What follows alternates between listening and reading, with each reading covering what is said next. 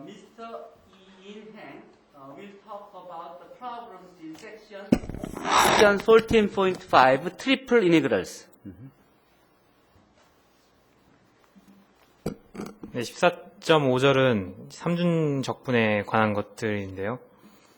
우선 1번부터 3번까지는 단순히 이제 삼중적분을 할 수 있는지를 묻는 문제이기 때문에 손으로 풀었을 때는 그냥 하면 되고, 이제 코드를 이용하면 이런 문제들은 손쉽게 풀 수 있습니다. 그래서 인테그랄을 이렇게 3번 사용해서 풀 수 있는 문제들이죠.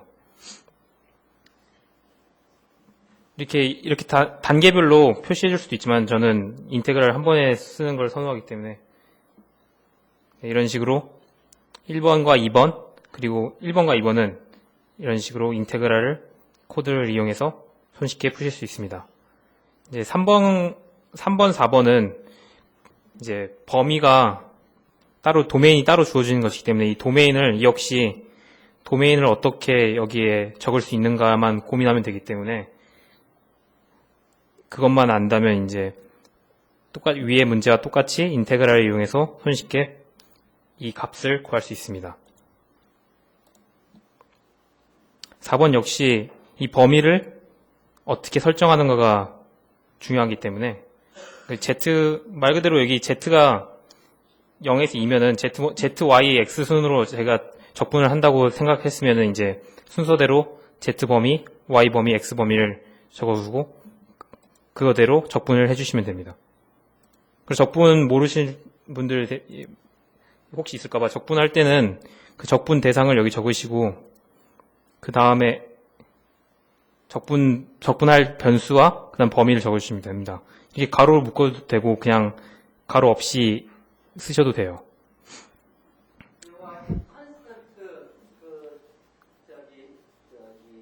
인터벌을 가지고 있는 경우는 상수인 거는 적분 순서 상관없이 굉장히 다 적분이 쉬워요. 그래서 저기 상수와 변수가 섞여 있으면 순서를 잘 생각해서 해야 돼요. 그렇죠?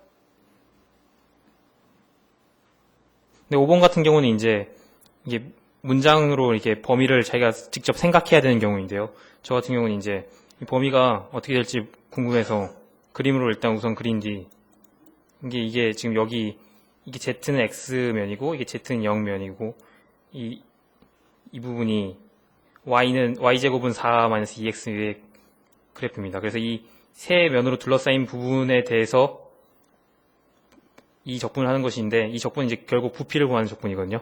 그래서 이 적분을 이제 범위가 어딘지만 알게 되면 이제 이렇게 말 그대로 적분을 해주시면 됩니다.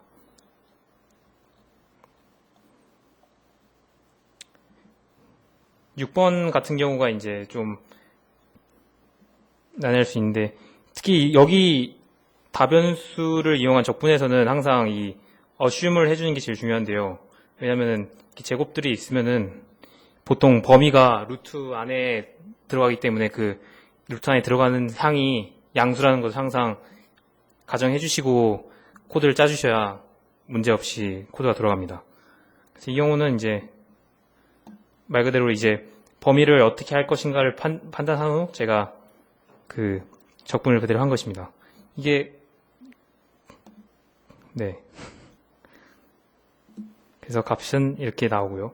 그리고 여기 과정에서 이런 보통 이제 원과 관련된 부분은 이게 극좌표로 치환하는 부분이 나오는데요, 항상. 그래서 극좌표까지는 이걸 한 번에 만약 코드를 쭉 짜시면은 실행이 안 돼요.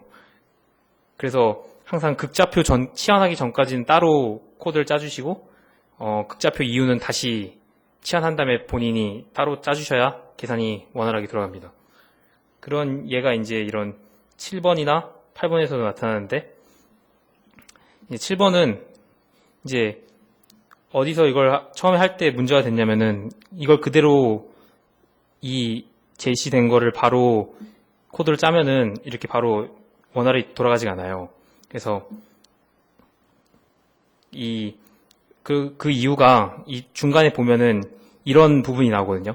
그 루트 fx 제곱 마이너스 y 제곱을 y에 대해서 적분하는 부분이 나오는데 이 부분은 직접 적분하기보다는 사실 이 식이 원에 대한 그런 원에 대한 방정식이기 때문에, 원에 대한 식이기 때문에, 함수이기 때문에 이걸 따로 이게 파이 r 제곱인 거를 알고 그거를 따로 치환해줘서 푼 후 쭉 적분을 이어가셔야 중간에 막힌 일이 없습니다. 왜냐하면 그냥 그대로 해버리면은 그 범위가 실수인 범위에서 정해져 있지 않다고 뜨면서 계속 오류가 뜨거든요. 그러니까 그런 부분 때문에 그 치환이나 뭔가 저희 머릿속에서만 이렇게 바로바로 이어지는 그런 거는 컴퓨터가 할 수 없기 때문에 그걸 따로 해준 다음에 그 나머지 계산 부분은 이제 코드를 짜주셔야 계산이 됩니다.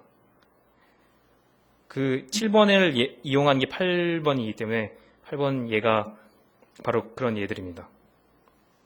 8번은 이제 구의 부피와 여기는 이제 원기둥의 부피를 구하는 건데요. 그래서 보시면 아까 말씀드린 대로 그 치환 부분은 항상 따로 해줘야 한다는 그런 말이었습니다. 이제 9번은 이건 단순한 말 그대로 이것도 계산인데요. 이제 이 서페이스와 이 서페이스 사이에 있는 부분의 영역의 부피를 구하는 건데 말 그대로 부피이기 때문에 이 식을 아시고 범위를 어떻게 설정할지만 생각하시면은 손쉽게 맨 처음에 했던 그런 간단한 적분으로 문제가 바뀝니다. 그래서 단순히 적분 문제가 되는 것이죠. 그래서 이렇게 계산이 나옵니다.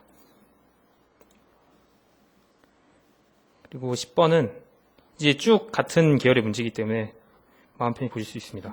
10번 같은 경우도 이제 그리고 이렇게 문자가 문제에 주어진 경우는 이렇게 따로 변수를 선언해 주시고 범위를 설정해 주시면 위에서 했던 것과 똑같이 구하실 수 있습니다. 그리고 11번은 제가 이제 보면서 오타를 발견한 문제인데요. 이 문제는 그냥 단순히 이 문제는 저번 이변수에서 보셨다시피 함수의 평균값을 구하는 문제인데요. 그 이변수에서는 그 함수를 적분한 값을 1을 적분한 값, 결국 그러니까 에어리어로 나와준 값이었기 때문에 여기서도 이 함수 값을 3중 적분한 값을 그 부피 값으로 나와준 게 그 값의 평균 값이 됩니다. 함수 값에. 그래서 그걸 쭉 수행해 주면은 여기서는 729가 나왔고 부피는 27이 나왔는데 이 마지막 결과 계산이 잘못됐기 때문에 제가 이렇게 수정했습니다. 그 나머지 계산은 코드는 간단합니다. 이런 경우에도 HTML 파일을 고치면서 생긴 문제인데 여기가 안에 이걸 써야 되잖아요. 그럼 여기다가 이걸 729 이렇게 써주는 식으로 이렇게 필요한 거 고쳐요. 네.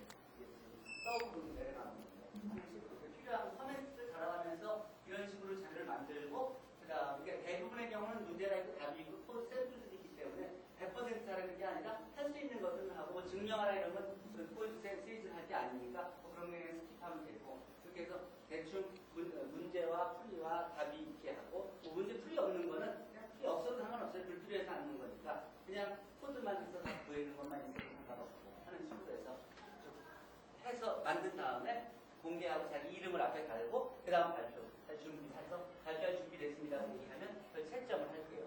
계속하세요. 네, 마지막 문제 12번도 결국 같은 개념인데요. 그러니까 적분할 대상을 놓고 이제 그 주어진 범위 내에서 범위를 어떻게 x, y, z에 대해서 잘 쪼개 넣을 것인가이기 때문에 결국 이 도메인을 구하는 것이 가장 중요합니다. 그래서 도메인을 구하면 이렇게 되고 그를 통해 적분을 하게 되면 이렇게 간단히 128이 나오는 것을 확인하실 수 있습니다. 네, 이상 14.5절의 발표를 마치겠습니다. 이게 샘플로 보여준 건데 어떤 절은 그러니까 아주 잘 균형 있게 문제 답과 증명 문제와 또 계산 세일을 쓸 수 있는 게 잘 되어 있는 게 있고 또 어떤 거는 코드가 없거나 컴퓨터를 풀기가 어려운 그런 절이 있는 것도 있어요. 그런 건 와서 얘기해요. 그럼 적절한 대안을 가르쳐 줄게요. 그래서 코드가 필요하면 만들어주기도 할 거고 또 불필요한 건 하지 말라고 그러기도 할 테니까 나름대로 이렇게 준비를 해요. 그동안 여러분들이 문제를 여기저기에 풀어놨으면 여기저기 저장하고 생각을 하시죠.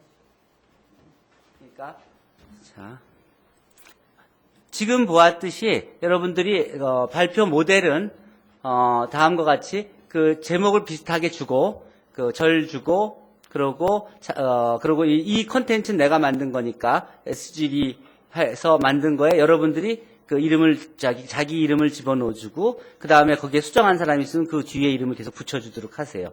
그리고 여기에 이게 이 문제들이 어디서 나왔다는 걸 가져오고 그 다음에 제목 주고 이거 다 웹에서 다 여기 있는 데서 카피해오면 되는 거니까 카피하면 되는 거라고 지난번에 가르쳐 줬으니까 그렇게 만들고 여기 이름들 붙이고 그리고 주소도 문제 가져오고 답 가져오고 코드 집어넣고 해서 여러분들이 여기저기에 문제 쭉 풀어놨을 거 아니에요? 그럼 그것들을 쭉 모아가지고 하나로 만들어서 발표 자료를 만들도록 하세요. 그리고 여기 이런 사이사이에도 뭐 이런 문제를 여러 명이 같이 풀었으면은 같이 푼 코드에는 여기다 뭐 스타를 하고서는 여기 이름을 집어넣든지 해서 그 기록들을 계속 누가 코드를 만들었는지 기록들을 만들어 두세요. 그래서 여러분들이 이름이 여기저기서 보이게 여기저기서 보인 만큼 평가를 하도록 하려고 그럽니다. 자, 마무리하고 궁금한 거 있으면 물어보세요. 평가는 아마 내 기억에 이 PBL 보고서하고 뭐 출석 점수